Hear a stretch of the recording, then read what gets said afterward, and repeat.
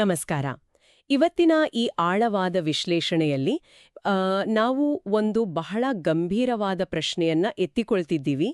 ಅದೇನಂದ್ರೆ, ನಮ್ಮ ದೇಶದಲ್ಲಿ ಯಾರಾದರೂ ದೊಡ್ಡ ಅಪರಾಧ ಮಾಡಿ ಸುಮ್ನೆ ಸ್ವಲ್ಪ ದುಡ್ಡು ಬಿಸಾಕಿ ಜೈಲು ಶಿಕ್ಷೆಯಿಂದ ಈಸಿಯಾಗಿ ತಪ್ಪಿಸ್ಕೋಬಹುದಾ ಅಂತ. ಇದು ನಿಜಕ್ಕೂ ಅಂದ್ರೆ ಎಲ್ಲರನ್ನೂ ಕಾಡುವಂತ ಪ್ರಶ್ನೆ. ಹೌದು. ಈ ಪ್ರಶ್ನೆಗೆ ಉತ್ತರ ಹುಡುಕೋಕೆ ನಾವು 2026ರ ಸುಪ್ರೀಂ ಕೋರ್ಟ್ನ ಒಂದು ಐತಿಹಾಸಿಕ ತೀರ್ಪನ್ನ ಇವತ್ತು ವಿಶ್ಲೇಷಣೆ ಮಾಡ್ತಿದ್ದೀವಿ. ಈ ಪ್ರಕರಣದ ಹೆಸರು ಪರಮೇಶ್ವರಿ ವಿರುದ್ಧ ತಮಿಳುನಾಡು ಸರ್ಕಾರ. ನ್ಯಾಯವ್ಯವಸ್ಥೆಯಲ್ಲಿ ಕಳೆದುಹೋದ ಸಮಯ ಹಾಗೆ ಹಣ ಮಾಡಿದ ಅಪರಾಧವನ್ನ ಅಳಿಸಿಹಾಕುತ್ತಾ ಅನ್ನೋದನ್ನ ಅರ್ಥ ಮಾಡ್ಕೊಳ್ಳೋದು ಈ ಚರ್ಚೆಯ ಮುಖ್ಯ ಗುರಿ. ಖಂಡಿತ. ಈ ಕೇಸಿನ ಹಿನ್ನೆಲೆ ಕೇಳಿದ್ರೆ ಯಾರಿಗಾದ್ರೂ ನಿಜಕ್ಕೂ ಆಶ್ಚರ್ಯ ಆಗತ್ತೆ. ಕತೆ ಶುರುವಾಗೋದು ಜೂನ್ 6, 2009ರಲ್ಲಿ. ತಮಿಳುನಾಡಿನಲ್ಲಿ ಹಳೆಯ ದ್ವೇಷದ ಕಾರಣಕ್ಕೆ ಒಬ್ಬ ವ್ಯಕ್ತಿಯ ಮೇಲೆ ಚಾಕು ಮತ್ತೆ ದೊಣ್ಣೆಗಳಿಂದ ಭೀಕರವಾಗಿ ಹಲ್ಲೆ ಆಗುತ್ತೆ. ಅಂದ್ರೆ ಇದು ಐಪಿಸಿ ಸೆಕ್ಷನ್ 307 ಕೊಲೆ ಯತ್ನದ ಅಡಿಯಲ್ಲಿ ಬರುವಂತಹ ಬಹಳ ಗಂಭೀರವಾದ ಪ್ರಕರಣ ಅಲ್ವಾ? ಹೌದು, ಎಕ್ಸಾಕ್ಟ್ಲಿ. ವಿಚಾರಣಾ ನ್ಯಾಯಾಲಯ ಅಂದ್ರೆ ಟ್ರಯಲ್ ಕೋರ್ಟ್ ಈ ಅಪರಾಧಿಗಳಿಗೆ 3 ವರ್ಷಗಳ ಕಠಿಣ ಜೈಲು ಶಿಕ್ಷೆ ವಿಧಿಸಿತ್ತು. ಇದು ಸರಿಯಾದ ಕ್ರಮನೇ ಆಗಿತ್ತು. ಅಲ್ಲಿಯವರೆಗೂ ಕೋರ್ಟ್ ಸರಿಯಾದ ತೀರ್ಪನ್ನೇ ಕೊಟ್ಟಿತ್ತು. ಆದ್ರೆ ಆಮೇಲೆ ಮದ್ರಾಸ್ ಹೈಕೋರ್ಟ್ನಲ್ಲಿ ಆಗಿದ್ದೇ ಒಂದು ದೊಡ್ಡ ಆಘಾತಕಾರಿ ತಿರುವು. ಹೌದು.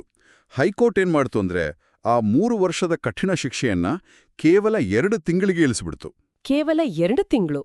ಅಂದ್ರೆ ಅದಕ್ಕೆ ಅವರು ಕೊಟ್ಟ ಕಾರಣ ಏನು? ಆ ಕಾರಣ ಕೇಳಿದ್ರೇನೆ ದಂಗಾಗೋದು. ಘಟನೆ ನಡೆದು 10 ವರ್ಷಗಳಾಗಿದೆ ಮತ್ತೆ ಅಪರಾಧಿಗಳು ಸಂತ್ರಸ್ತನಿಗೆ 1 ಲಕ್ಷ ರೂಪಾಯಿ ಪರಿಹಾರ ಕೊಡ್ತಿದ್ದಾರೆ ಅನ್ನೋ ಒಂದೇ ಕಾರಣಕ್ಕೆ ಇಷ್ಟು ದೊಡ್ಡ ರಿಯಾಯಿತಿ ಕೊಟ್ರು. ಅರೆ, ಅಂದ್ರೆ ಒಬ್ಬನ ಕೊಲ್ಲೋಕೆ ಪ್ರಯತ್ನಪಟ್ಟು ಆಮೇಲೆ ಕೇವಲ 1 ಲಕ್ಷ ರೂಪಾಯಿ ಕೊಟ್ಟು 10 ವರ್ಷ ಆಯ್ತು ಅಂತ ಜೈಲಿಂದ ತಪ್ಸ್ಕೋಬೋದಾ? ಇದು ಒಂಥರ ಶಾಕಿಂಗ್ ಆಗಿದೆ. ಹೌದು. ಆದ್ರೆ ಸಂತ್ರಸ್ತನ ಪತ್ನಿ ಪರಮೇಶ್ವರಿ ಸುಮ್ಮನಾಗ್ಲಿಲ್ಲ. ಅವರು ನ್ಯಾಯಕ್ಕಾಗಿ ನೇರವಾಗಿ ಸುಪ್ರೀಂ ಕೋರ್ಟ್ ಮೆಟ್ಲೇರಿದ್ರು. ಸುಪ್ರೀಂ ಕೋರ್ಟ್ ಇದಕ್ಕೆ ಹೇಗೆ ಪ್ರತಿಕ್ರಿಯೆ ಕೊಡ್ತು? ಅವರು ಈ ಹೈಕೋರ್ಟ್ ತೀರ್ಪನ್ನ ಒಪ್ಕೊಳ್ಳಿಲ್ಲ ತಾನೆ? ಇಲ್ಲ, ಖಂಡಿತ ಇಲ್ಲ. ಸುಪ್ರೀಂ ಕೋರ್ಟ್ ಅಂದ್ರೆ ಜಸ್ಟಿಸ್ ರಾಜೇಶ್ ಬಿಂದಾಲ್ ಮತ್ತು ಜಸ್ಟಿಸ್ ವಿಜಯ್ ಬಿಷ್ಣೋಯ್ ಅವರ ಪೀಠ ಹೈಕೋರ್ಟ್ ತೋರಿದ ಈ ಅನಗತ್ಯ ಸಹಾನುಭೂತಿಯನ್ನ ಕಟುವಾಗಿ ಟೀಕಿಸ್ತು. ಇದನ್ನ ನ್ಯಾಯದ ವಿಡಂಬನೆ ಅಥವಾ ಟ್ರಾವೆಸ್ಟಿ ಆಫ್ ಜಸ್ಟಿಸ್ ಅಂತ ಕರೆದ್ರು. ಅಂದ್ರೆ ಪರಿಹಾರ ಕೊಟ್ಟ ತಕ್ಷಣ ಶಿಕ್ಷೆ ಕಮ್ಮಿ ಮಾಡೋದು ತಪ್ಪು ಅಂತ ನ್ಯಾಯಾಲಯ ಹೇಳ್ತಾ? ಹೌದು. ನ್ಯಾಯಾಲಯ ಇಲ್ಲಿ ಬಹಳ ಸ್ಪಷ್ಟವಾದ ಕಾನೂನು ತತ್ವವನ್ನ ವೇಳಿದೆ. ಸಿಆರ್ಪಿಸಿ ಸೆಕ್ಷನ್ 357 ಅಥವಾ ಹೊಸ ಬಿಎನ್ಎಸ್ಎಸ್ ಸೆಕ್ಷನ್ 395ರ ಪ್ರಕಾರ ನೀಡುವ ಪರಿಹಾರ ಶಿಕ್ಷೆಗೆ ಹೆಚ್ಚುವರಿಯಾಗಿರಬೇಕೇ ಹೊರತು ಯಾವತ್ತೂ ಜೈಲು ಶಿಕ್ಷೆಗೆ ಬದಲಿ ಆಗಬಾರದು. ಓಹೋ, ಇದು ಬಹಳ ಮುಖ್ಯವಾದ ಪಾಯಿಂಟ್. ಶಿಕ್ಷೆಗೆ ಬದಲಿ ಆಗ್ಬಾರ್ದು. ಹೌದು. ಸುಪ್ರೀಂ ಕೋರ್ಟ್ ಈ ರೀತಿಯ ರಾಜಿ ಒಪ್ಪಂದಗಳನ್ನ ರಕ್ತದ ಹಣ ಅಥವಾ ಬ್ಲಡ್ ಮನಿಗೆ ಹೋಲಿಸಿ ತರಾಟೆಗೆ ತಗೊಂತು. ರಕ್ತದ ಹಣ ಪದನೇ ಬಹಳ ಸ್ಟ್ರಾಂಗ್ ಆಗಿದೆ. ಅಂದ್ರೆ ನ್ಯಾಯಾಲಯಗಳು ಕೇವಲ ದುಡ್ಡಿಗೆ ಮಣಿದು ಅಪರಾಧದ ತೀವ್ರತೆಯನ್ನ ಮರಿಬಾರ್ದು ಅಂತಾಯಿತು. ಹಾಗಾದ್ರೆ ಇಂಥ ಕೇಸ್ಗಳಲ್ಲಿ ಶಿಕ್ಷೆ ಕೊಡೋಕೆ ಸುಪ್ರೀಂ ಕೋರ್ಟ್ ಏನಾದ್ರೂ ನಿರ್ದಿಷ್ಟ ನಿಯಮಗಳನ್ನ ಹೇಳ್ದಿಯಾ? ಹೌದು. ಸುಪ್ರೀಂ ಕೋರ್ಟ್ ಇಲ್ಲಿ ಒಂದು 4 ಅಂಶಗಳ ಪರೀಕ್ಷೆಯನ್ನ ಅಂದ್ರೆ 4 ಪಾಯಿಂಟ್ ಟೆಸ್ಟ್ ಅನ್ನ ಬಹಳ ಸ್ಪಷ್ಟವಾಗಿ ಬಿಡಿಸಿಟ್ಟಿದೆ. ಇದನ್ನು ನಾವು ಸ್ವಲ್ಪ ನಿಧಾನವಾಗಿ ಅರ್ಥ ಮಾಡ್ಕೋಬೇಕು. ಮೊದಲನೇದು ಪ್ರಮಾಣಾನುಗುಣತೆ. ಅಂದ್ರೆ ಪ್ರೊಪೋರ್ಷನಾಲಿಟಿ. ಮಾಡಿದ ಅಪರಾಧದ ತೀವ್ರತೆಗೆ ತಕ್ಕಂತೆ ಶಿಕ್ಷೆ ಇರಬೇಕು ಅಂತ. ನಿಖರವಾಗಿ. ಎರಡನೇದು ವಾಸ್ತವಾಂಶಗಳ ಕ್ರೂರತೆ. ಅಂದ್ರೆ ನಡೆದ ದಾಳಿಯ ಸ್ವರೂಪ ಎಷ್ಟು ಭೀಕರವಾಗಿತ್ತು ಅನ್ನೋದನ್ನ ಕೋರ್ಟ್ ಸೂಕ್ಷ್ಮವಾಗಿ ಗಮನಿಸಬೇಕು. ಬರೀ ದುಡ್ಡು ಕೊಟ್ವಿ, ಟೈಮ್ ಪಾಸ್ ಆಯಿತು ಅಂತ ಬಿಡೋ ಹಾಗಿಲ್ಲ. ಇನ್ನು ಉಳಿದ 2 ಅಂಶಗಳು ಯಾವೋ? ಮೂರನೇದು ಬಹಳ ಮುಖ್ಯವಾದದ್ದು ಸಮಾಜದ ಮೇಲಿನ ಪ್ರಭಾವ.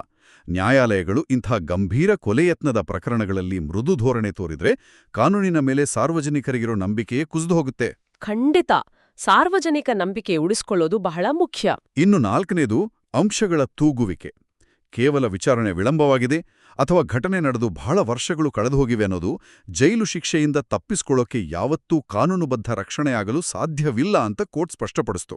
ಅಂದ್ರೆ ಕೋರ್ಟಲ್ಲಿ ಕೇಸ್ ಲೇಟ್ ಆಗ್ತಿದೆ ಅನ್ನೋದನ್ನೇ ಬಂಡವಾಳ ಮಾಡಿಕೊಂಡು ಅಪರಾಧಿಗಳು ಎಸ್ಕೇಪ್ ಆಗೋಕೆ ಬಿಡಬಾರ್ದು ಅಂತಾಯ್ತು. ಫೈನಲಿ ಸುಪ್ರೀಂ ಕೋರ್ಟ್ ಈ ಕೇಸಲ್ಲಿ ಏನ್ ತೀರ್ಪು ಕೊಡ್ತು? ಸುಪ್ರೀಂ ಕೋರ್ಟ್ ಹೈಕೋರ್ಟ್ ನೀಡಿದ್ದ ಆದೇಶವನ್ನ ರದ್ದು ಮಾಡಿತು.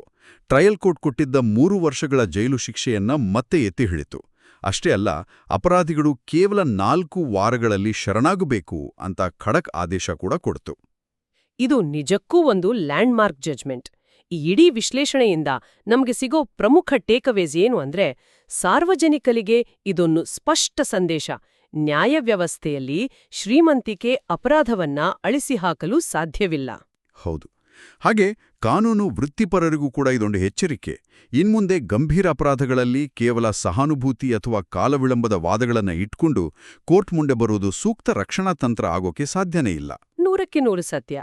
ಆದ್ರೆ ಈ ಚರ್ಚೆಯನ್ನ ಮುಗಿಸುವಾಗ ನಾವೆಲ್ಲರೂ ಯೋಚನೆ ಮಾಡಬೇಕಾದ ಒಂದು ಪ್ರಚೋದನಾತ್ಮಕ ವಿಚಾರ ಇದೆ. ಖಂಡಿತ ಹೇಳಿ. ಹಣ ಮತ್ತು ಸಮಯ ಮಾಡಿದ ಅಪರಾಧವನ್ನ ಅಳಿಸೋಕೆ ಸಾಧ್ಯವಿಲ್ಲ ಅನ್ನೋದು ನಿಜ. ಆದ್ರೆ ಸಂತ್ರಸ್ತರಿಗೆ ಸಕಾಲದಲ್ಲಿ ನ್ಯಾಯ ಸಿಗುವಂತೆ ಮಾಡೋದು ಹೇಗೆ? ನ್ಯಾಯಾಲಯಗಳಲ್ಲಿ ದಶಕಗಳ ಕಾಲ ವಿಚಾರಣೆಯಿಲ್ಲದೆ ಕೊಳೆಯುವ ಪ್ರಕರಣಗಳ ವಿಳಂಬವನ್ನ ನಮ್ಮ ವ್ಯವಸ್ಥೆ ಹೇಗೆ ತಡೆಗಟ್ಟಬೇಕು? ಇದರ ಬಗ್ಗೆ ನಾವೆಲ್ಲ ಗಂಭೀರವಾಗಿ ಯೋಚಿಸಬೇಕಿದೆ.